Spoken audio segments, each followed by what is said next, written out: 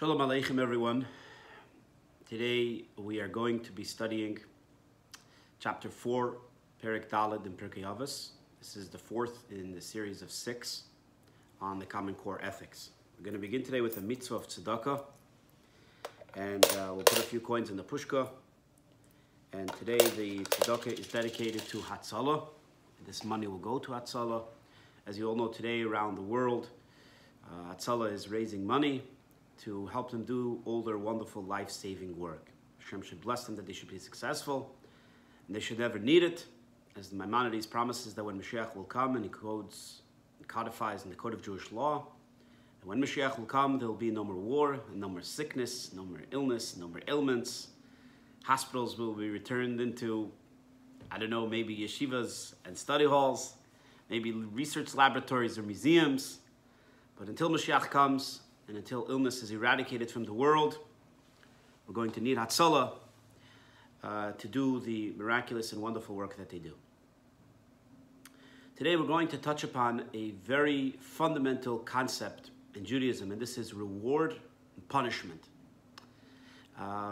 Directly correlated with the idea of questions and answers in life, addressing things that concern us, things that bother us, and the idea of doing things, even though we have so many questions and so many unanswered questions, to continue the idea of doing something that is valuable and good because we know that it's valuable and good, even though we don't fully fathom it, in the spirit of the holiday of Shavuos and the concept of Naseh v'nishma, that we will do, and then we will ask questions. Let us begin.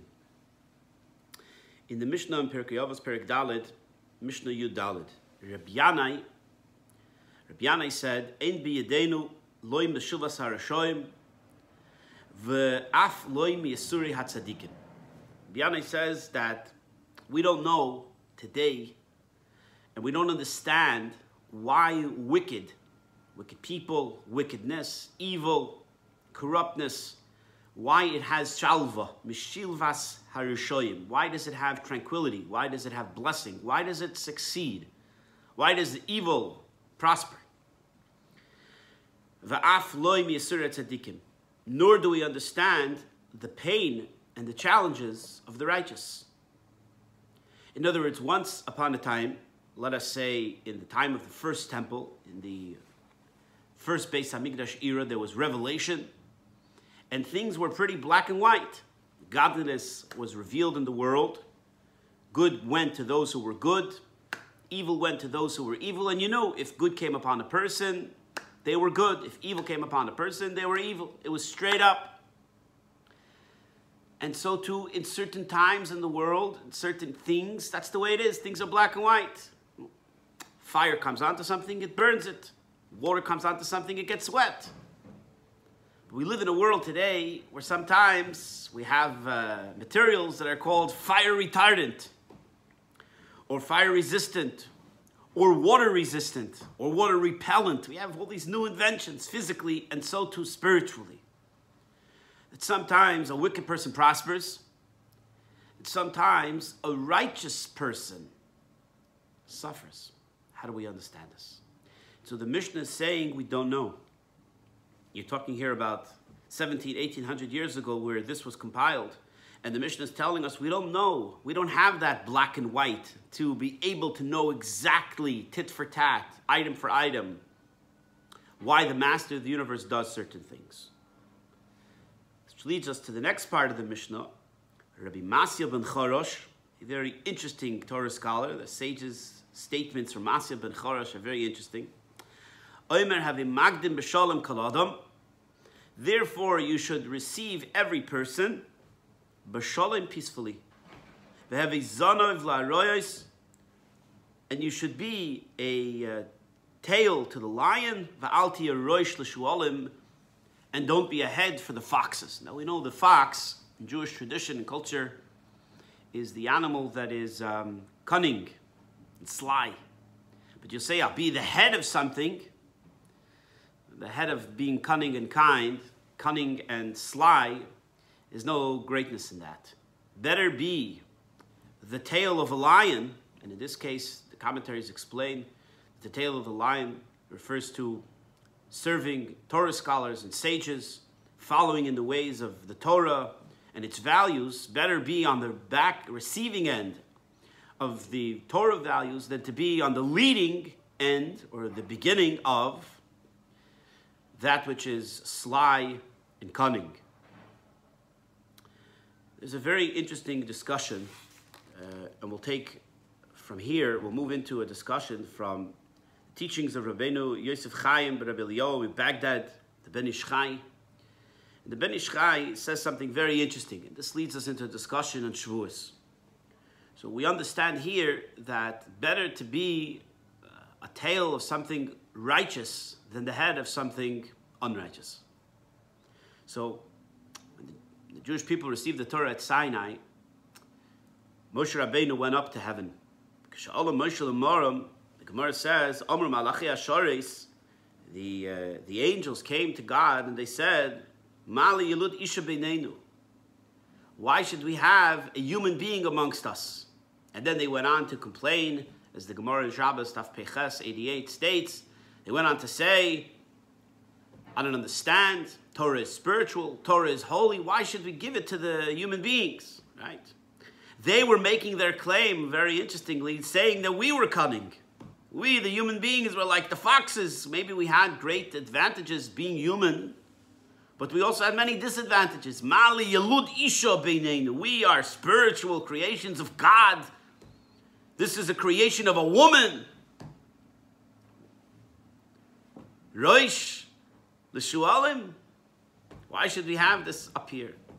Better zanov la rois. Better a tail of the lions. Why should we have a roish l'shualim, these sly, cunning human beings coming into our holy special Torah from heaven?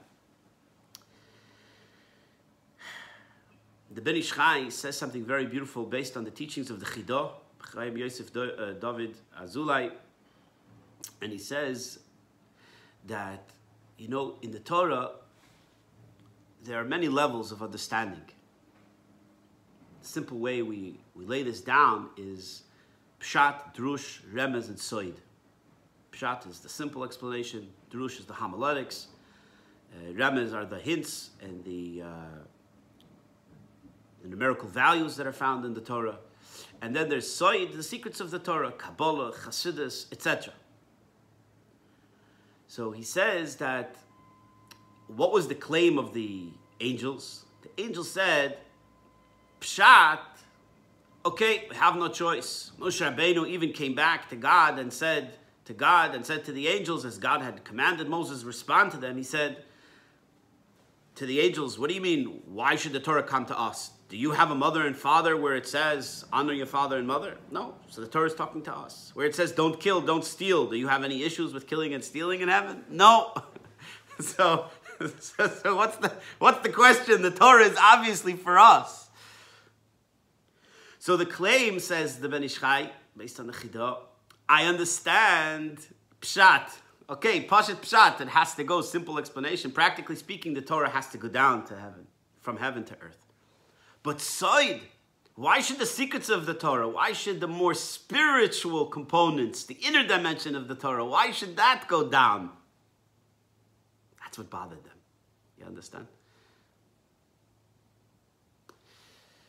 And so he explains that really, in a certain sense, the novelty of the giving of the Torah at Sinai wasn't only the Pshat, it wasn't only the simple explanation, but it was the Soid, it was the secrets of the Torah, the hidden aspects of the Torah. That was the gift to the Jewish people that bothered the angels. And God turns around through Moshe Rabbeinu and says, even that has to go down. Even that is going to be redistributed to the masses of the people. We are experiencing now a catastrophic, monumental, heroic experience. You know, many people are dying, many people are sick, many people are suffering in hosts of ways. And then, Hatzalah, amazing, amazing volunteers in the world. Doctors, nurses, first responders, and everyone else. All the wonderful people that are working, keeping the flow of humanity alive.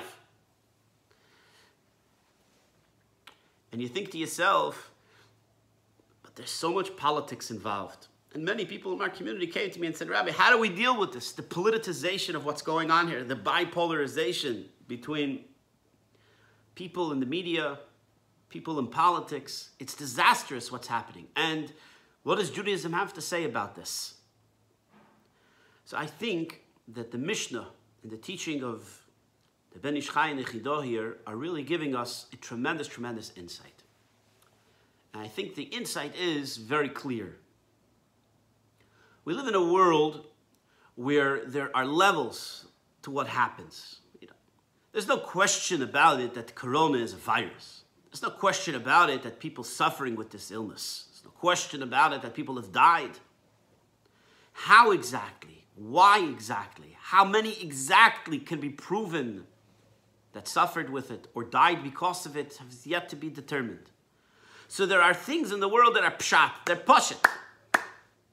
Then there are many things that are not pashut, they're soid. We still don't know. We may come to find out, we may never know. But it's known. It just may not be known to us. You see, if there are good people in the world and there are bad people, if there are upright and righteous people and there are corrupt people, we, the good people, cannot be dissuaded. We cannot be turned off by goodness and kindness and humanity and compassion because of these wicked, evil, unrighteous, cunning people. Definitely not the Rosh L'Shualim. We definitely shouldn't be the heads of the foxes of these cunning people. We have to find the way to the best of our ability to get through the riffraff, to get through all the dirt and get down to the side, to get down to the truth. And I don't know if that means that we should read more articles that are coming out of raw places, or if it means that we should have discussions with people that don't know things. I think every person has to have a rabbi, a competent, educated one.